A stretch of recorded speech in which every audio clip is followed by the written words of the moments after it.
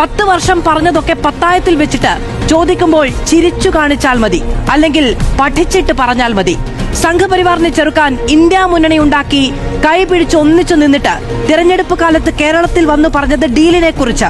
കടുത്ത വിമർശനമുയർത്തിയ ഇടതിനോട് നിങ്ങൾ ഇടതല്ല എന്ന് മാർക്കിടൽ. ഞങ്ങളാണ് കൂടുതൽ ഇടതെന്നായിരുന്നു VD സതീശനും പറഞ്ഞത്.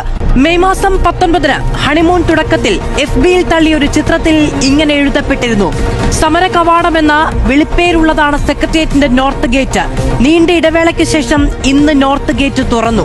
10 വർഷത്തിന് ശേഷമാണ് നോർത്ത് ഗേറ്റ് തുറക്കുന്നത് എന്നാണ് മാധ്യമങ്ങൾ പറയുന്നത്. നോർത്ത് ഗേറ്റിലൂടെ പുറത്തേക്ക്. ആ മാധ്യമങ്ങൾ പറയുന്നത് എന്ന എടുത്തു പറയലിൽ ഉരുളട്ടെ ഉലക്ക ചെന്നടിക്കട്ടെ എന്നൊരു ലാഭക്കണ്ണ് അന്നേ പ്രകടമായിരുന്നു. ഇന്നിപ്പോഴത് അടച്ചിട്ടിരിക്കുകയാണ്. കവാടത്തിൽ സമരങ്ങളൊന്നുമില്ല, ചുമ്മാ ഒരു രസം, ഒരു പൂക്കിത്തരം. വേറെയുമുണ്ട് രസങ്ങൾ. പൊതുജനങ്ങളുടെ സന്ദർശന സമയം വെട്ടിക്കുറച്ചിട്ടുണ്ട്.